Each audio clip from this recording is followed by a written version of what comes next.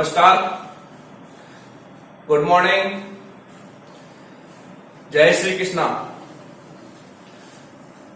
हमारे पिछले वीडियो तक हम लोगों ने विसर्ग संधि के जो घोष नियम थे, जो 5 उपनियम थे, जिसमें पहला उपनियम था विसर्ग का ओ बनना, दूसरा उपनियम था विसर्ग का र बनना, तीसरा था अपवाद, चौथा था विसर्ग का लोप और पांचवा था छोटी ई और छोटे ऊ को बड़ी ई और बड़े ऊ में परिवर्तित करना।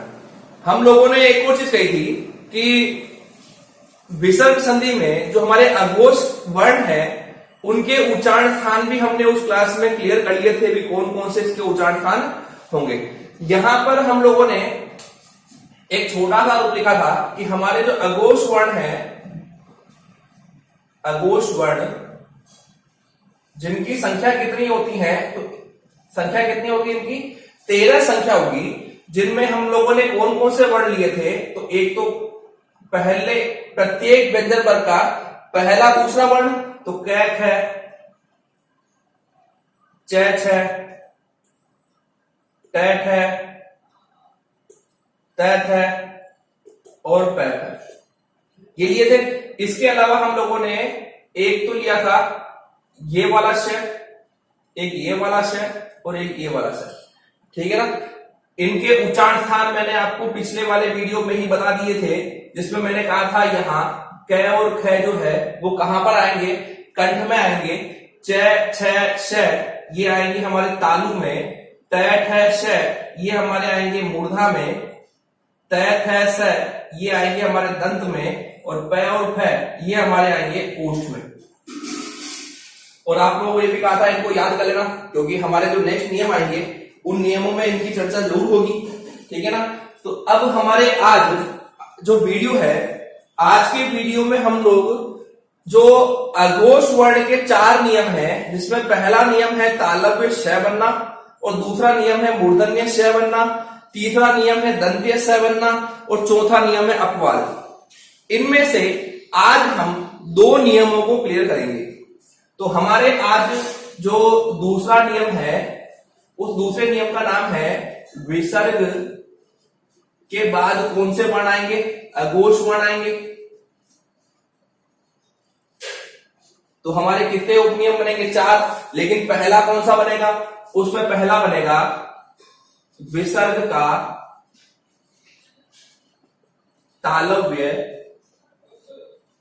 श बनना, विसर्ग का तालव्य श बनना, ठीक है। इसको भी याद रखना। और यहां दूसरे नियम में हमारा पहला नियम चालू हो रहा है, ठीक है।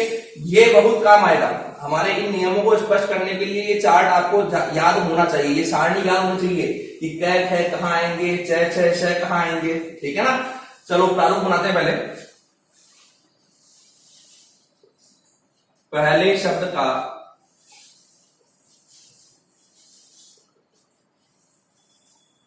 अंतिम वर्ण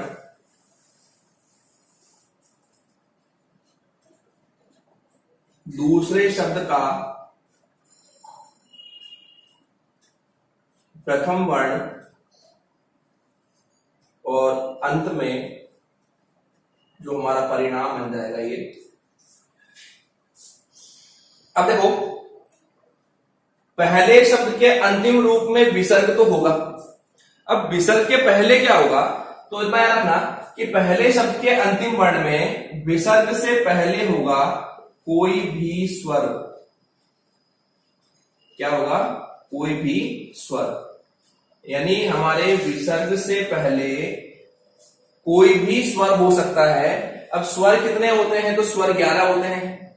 कौन कौन से, ए आ ई ऊ री, ए आई ओ औ। इन 11 स्वर में से पहले शब्द के अंतिम वर्ण में विसर्ग से पहले कोई भी स्वर हो सकता है। क्लियर। दूसरे शब्द के प्रथम वर्ण की बात करें तो हमारा ये नियम कौन सा है, तालव्य का। तो जो नियम है वही वर्ण ये लेंगे, यानी यहां पर वर्ण कौन से आने चाहिए, तालु के। तो दूसरे शब्द का प्रथम वर्ण अघोष तालव्य वर्ण होना चाहिए। क्या होगा? अघोष तालव्य वर्ण। अब अघोष तालव्य वर्ण कौन कौन से हैं तो लिखे हुए हैं 1 2 3। इन 3 में से ही कोई एक आना चाहिए। तालु लिखा हुआ है या अघोष लिखा हुआ है ना, तो यहां अघोष तालव्य वर्ण कौन कौन से हो गए? एक तो च, छ और श, यानी दूसरे शब्द का प्रारंभ च, छ और श में से किसी एक वर्ण से होना चाहिए। और यहां परिणाम क्या बनेगा? जो हमारा नियम था वही हमारा परिणाम बन जाएगा। इसका मतलब जो परिणाम क्या बनेगा? विसर्ग तालव्य श बन जाएगा।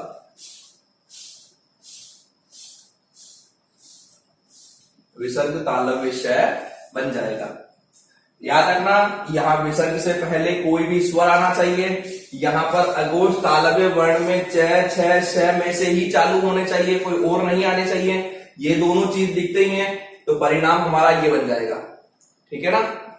शब्द देखते हैं। हरि प्लस चंद्र,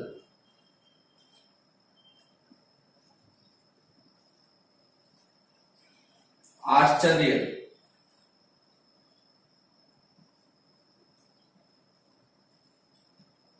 निश्चिंत,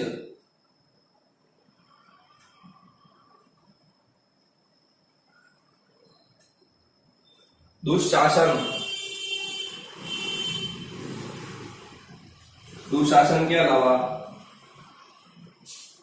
नेह प्लस शुल्क,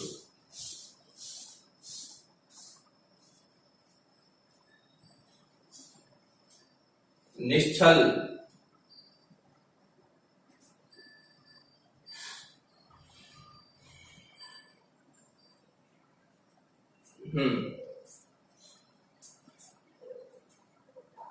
आश्चर्य हो गया, निश्चिंत हो गया, दुशासन हो गया, ये 6 शब्द लिखे हुए। पहले एक बार ऊपर जो नियम लिखा है इसका स्क्रीनशॉट ले लो।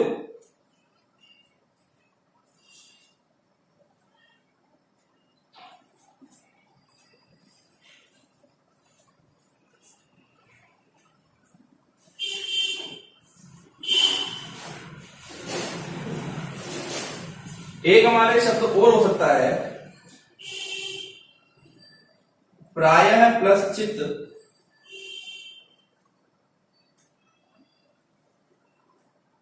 और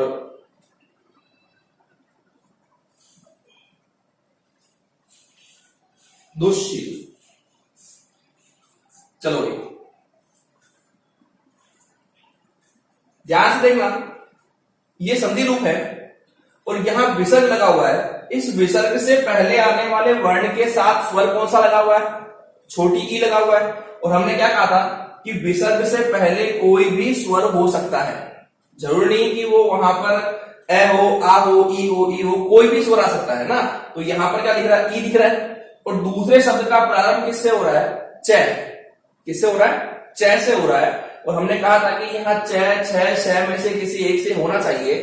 तो यहां पर हमें क्या करना है? इस विसर्ग की जगह अपने को शलगम वाला श यानी तालव्य श, वो भी आधा वाला प्रयोग में करना है। तो यहां पर जो हरि है इसमें कोई चेंज नहीं आएगा, ये विसर्ग आधा श बन जाएगा और ये बचा हुआ चंद्र इसके पास लग जाएगा।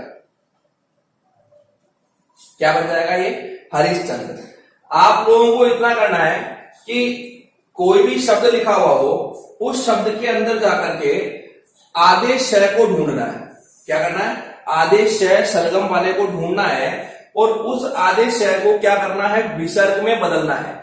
लेकिन विसर्ग में बदलते वक्त सोचना है कि विसर्ग से पहले स्वर होना चाहिए और दूसरे शब्द का प्रारंभ च, छ, श से होना चाहिए।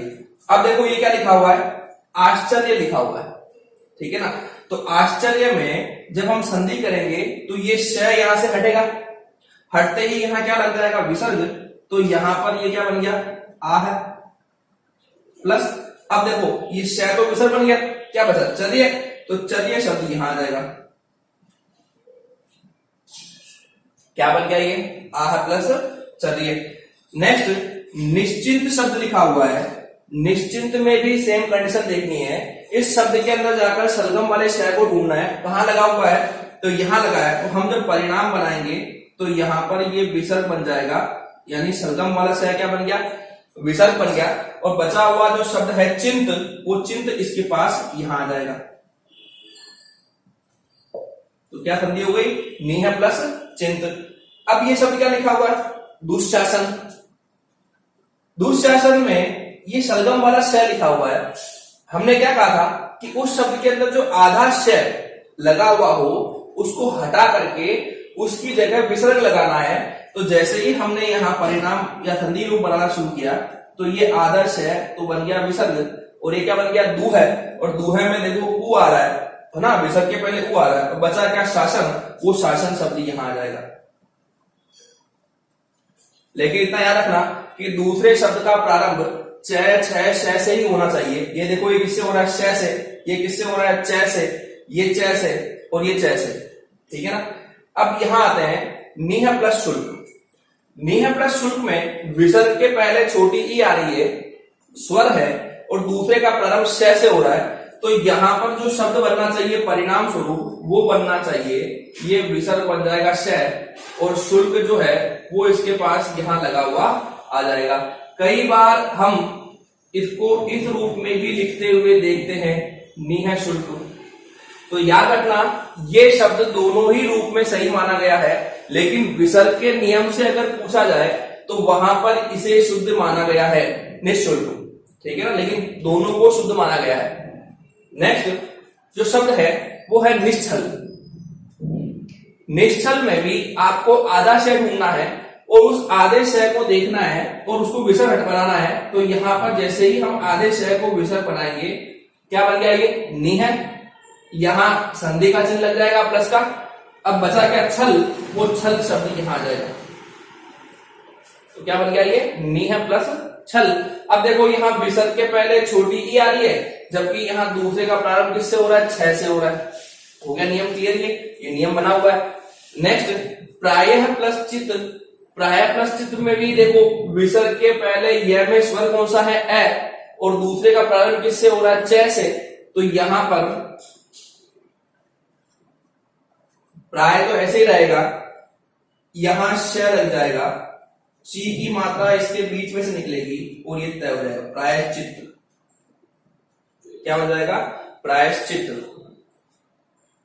ये क्या है, दुश्शील। दुश्शील में भी हमें आधे श को देखना है और आधे श को विसर्ग बनाना है। तो यहां पर ये बन जाएगा दू है प्लस शील।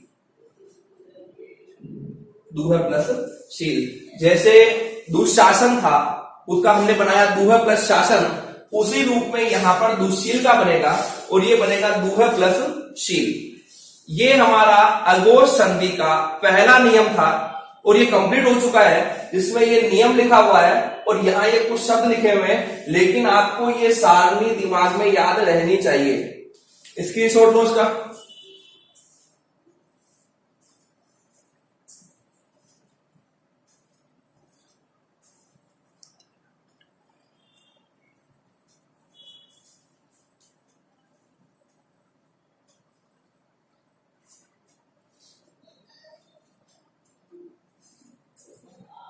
चलो भाई, अब आते हैं हम नियम नंबर 2 पर।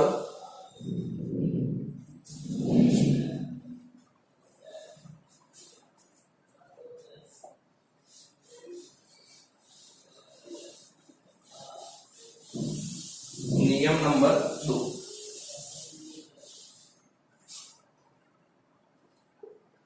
नियम नंबर 2 है विसर्ग का मूर्धन्य श बनना। विसर्ग का मूर्धन्य श बनना। देखो पहला नियम था वो हमारा था विसर्ग का तालव्य श बनना, और उसमें हमने कहा था कि विसर्ग से पहले कोई भी स्वर आएगा, जबकि यहां दूसरे शब्द का प्रारंभ अघोष तालव्य वर्ण होना चाहिए। लेकिन अब दूसरे नियम में विसर्ग का क्या बन रहा है, मूर्धन्य श। तो हमारे यहां पहले शब्द का अंतिम वर्ण विसर्ग से पहले या तो होगा छोटी ई या होगा बड़ी ई। या होगा छोटा ऊ या होगा बड़ा ऊ। अब की बार सारे स्वर नहीं आएंगे, अब की बार छोटी ई, बड़ी ई, छोटा ऊ, बड़ा ऊ में से कोई एक होना चाहिए, यानी यहाँ विसर्ग से पहले छोटी ई, बड़ी ई, छोटा ऊ, बड़ा ऊ होना चाहिए। अब दूसरे शब्द के प्रथम वर्ण की बात करें तो यहां पर देखो हमारा पहला नियम क्या था, तालव्य श का, तो हमने ये तीनों वर्ण लिए, ठीक है ना। हमारा तीसरा नियम कौन सा आएगा, दंत्य स का आएगा, सपेरा वाला, तो हम ये तीनों वर्ण वहां बैठाएंगे। तो अब ये कहते हैं कि हमारा जो चौथा नियम तो अपवाद है, उसको छोड़ दो, 3 नियम बचे। पहले नियम में तालु वाले वर्ण चले गए, तीसरे नियम में दंत वाले वर्ण चले गए, तो उसके अलावा जितने वर्ण बचे वो सारे नियम 2 में आ जाएंगे, यानी ये और ये। तो यहां मैं दूसरे शब्द का प्रथम वर्ण जो लूंगा उसमें अघोष, तालव्य व दंत्य वर्णों को छोड़कर शेष अघोष वर्ण। देखो मैंने यहां गोला बना दिया है, ये तालु के हो गए और ये दंत के हो गए, इन दोनों वर्णों को छोड़ना है, बाकी सबको लेना है। ये कंठ आ जाएगा, मूर्धा आ जाएगा, ओष्ठ आ जाएगा। अब कौन कौन से वर्ण यहां आ जाएंगे, तो कंठ के तो 2 हो गए, क ख, मूर्धा के 3, ट ठ श और प और फ, ये दोनों ओष्ठी हो जाएंगे, ठीक है ना। तो इनमें से कोई भी वर्ण आ सकता है, याद रखना विसर्ग से पहले छोटी, बड़ी, छोटा ऊ, बड़ा ऊ, और दूसरे शब्द के प्रथम वर्ण में क ख ट ठ श प फ, इनमें से कोई भी आ सकता है। तो हमारा परिणाम जो बनेगा उसमें विसर्ग मूर्धन्य श बन जाएगा,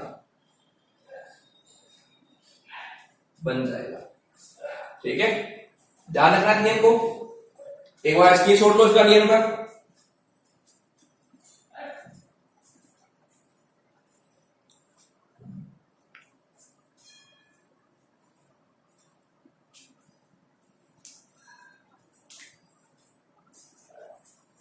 देखो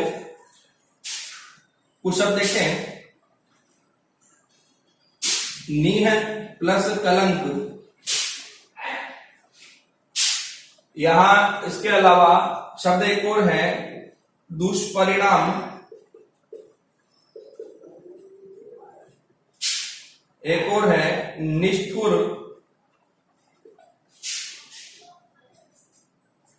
एक और है नीह प्लस फल,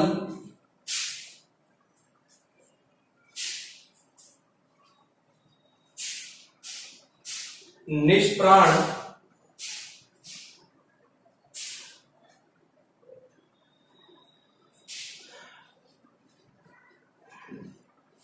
आवीह प्लस कार,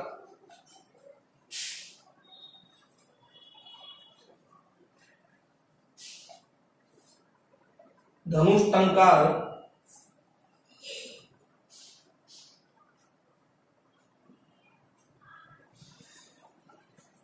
निष्पाप,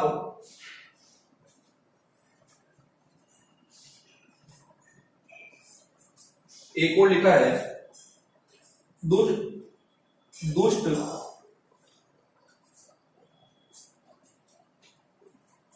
चलो ये सब देखते हैं कुछ। देखो हमारे जो पहले शब्द के अंतिम वर्ण में विसर्ग से पहले क्या दिखना चाहिए, तो विसर्ग से पहले दिखना चाहिए छोटी ई, बड़ी ई, छोटा ऊ, बड़ा ऊ, ये दिखना चाहिए यहाँ पर। लेकिन यहाँ जो दूसरे शब्द के प्रथम वर्ण में है उसमें क ख ट ठ श प फ में से कोई एक दिखना चाहिए। तो यहां पर हम लोग जब देखते हैं कि पहले शब्द में विसर्ग के पहले क्या लगा हुआ है, छोटी ई लगा हुआ है, जबकि दूसरे शब्द का प्रथम वर्ण क्या आ रहा है, क आ रहा है, क्या आ रहा है, क, ये दिख रहा है क। हमें इस विसर्ग को किस में बदलना है, षटकोण वाले श में, वो भी आधा श है ना। तो यहां पर जैसे ही हम परिणाम बनाएंगे तो नी में कोई चेंज नहीं आएगा, ये विसर्ग जो है ये आधा श बन जाएगा और बचा हुआ शब्द कलंक, वो कलंक इसके पास में यहां आ जाएगा। क्या बन जाएगा ये? निष्कलंक। ठीक है ना। ये शब्द क्या लिखा हुआ है? दुष्परिणाम। क्या लिखा है? दुष्परिणाम। अब यहां पर देखो षटकोण का श आ रहा है। जब हम यहां संधि करेंगे तो षटकोण के श को हटाएंगे, हटाते ही यहां पर ये षटकोण का श बन जाएगा विसर्ग। ठीक है। अब यहां पर क्या बचा शब्द? परिणाम। तो परिणाम यहां आ जाएगा। क्या बन गया ये? दू है प्लस परिणाम। अब यहां पर जो देखो विसर्ग के पहले क्या आ रहा है? छोटा हुआ आ रहा है, ये दिख रहा है, ये छोटा हुआ आ रहा है यहाँ पर। और दूसरे का प्रारंभ किससे हो रहा है? पै से। ये पै दिख रहा है यहाँ पर, ये इस जगह। ठीक है ना। नेक्स्ट निष्ठुर। जैसे दुष्परिणाम बनाया है, सेम कंडीशन में निष्ठुर बनेगा। यहां भी जो षटकोण का श है उसको हम विसर्ग बनाएंगे तो यहां ये बन जाएगा नी है। ठीक है। और बचा हुआ जो ठुर है वो ठुर यहां आ जाएगा इस जगह। क्या बन जाएगा ये? नी है प्लस ठुर। ये क्या है? नी है प्लस फल लिखा हुआ है। विसर्ग के पहले छोटी ई आ रहा है, जबकि दूसरे शब्द का प्रारंभ किससे हो रहा है? फै से हो रहा है। ये फै यहां दिख रहा है। ठीक है। तो हमें यहां पर इस विसर्ग की जगह लगाना है षटकोण का श। तो ये षटकोण का श लग गया और बचा हुआ फल, फल शब्द यहां आ जाएगा। क्या बन गया ये? निष्फल बन गया। ठीक है ना। नेक्स्ट ये शब्द क्या लिखा हुआ है? दुष्ट। जैसे हमने निष्फल बनाया है, जैसे निष्ठुर बनाया है, जैसे दुष्परिणाम बनाया है, वैसे ही दुष्ट बना है। यहां भी षटकोण के श को हटाएंगे, हटाते ही यहां ये विसर्ग बन जाएगा। तो विसर्ग लगते ही ये क्या बन गया? दू है। फिर चिन्ह लग जाएगा प्लस का। प्लस के चिन्ह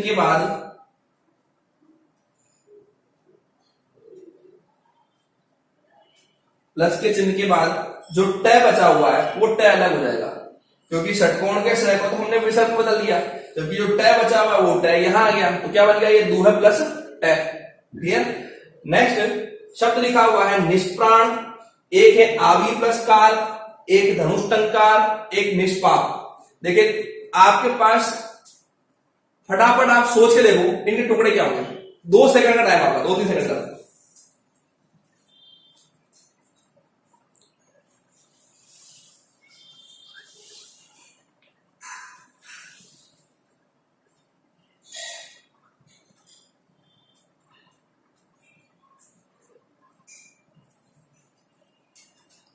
देखो इसमें क्या होगा, जैसे हम लोगों ने ये सारे टुकड़े किए सेम कंडीशन में ऐसे होंगे। यहां पर देखो ये क्या लिखा हुआ है? निष्प्राण लिखा हुआ है। षटकोण का श आ रहा है, इसको हटाएंगे, क्या लगाएंगे? विसर्ग लगाएंगे। तो यहां पर ये षटकोण का श यहां से हटेगा और ये क्या बन गया? नी है। और बचा हुआ प्राण शब्द ये अलग हो जाएगा। पर याद रखना कि यहां विसर्ग से पहले छोटी ई, बड़ी ई, छोटा ऊ, बड़ा ऊ दिखना चाहिए और यहां पर ये इन 7 वर्णों में से कोई एक दिखना चाहिए। ठीक है ना। ये देखो ये आवी प्लस कार लिखा हुआ है, क्या बनेगा ये? देखो यहां इस विसर्ग को हमें षटकोण का श बनाना है, तो ये आवी, ये श लग जाएगा और ये कार यहां आ जाएगा। क्या बन जाएगा? आविष्कार। क्या बनेगा? आविष्कार। ये देखो ये क्या लिखा हुआ है? धनुष टंकार।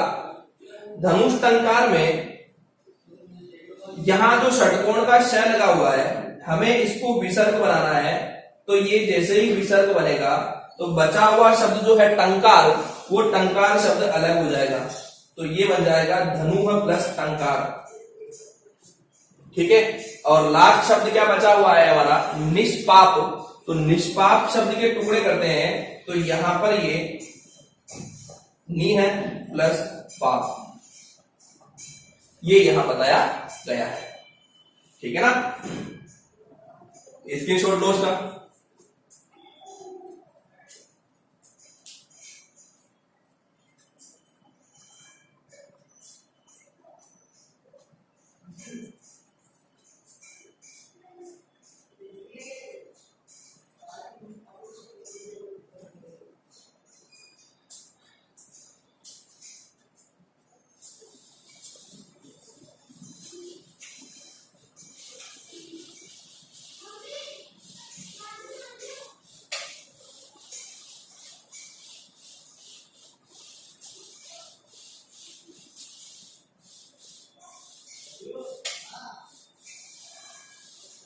हमने पिछले वीडियो में एक शब्द तो ये लिखा था नीह प्लस अपराध, एक लिखा था दूह प्लस अवस्था, एक मैंने कहा था कि राष्ट्रीय शब्द में प्रत्यय क्या है।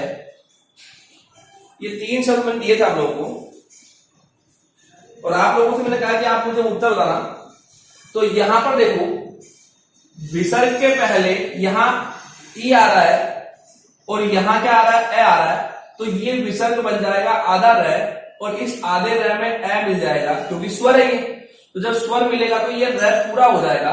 तो जब मैं इसका परिणाम बनाऊंगा तो यहां पर नी तो वैसा ही रहेगा, ये र जो पूरा बना है वो आ जाएगा, और ये पैराध है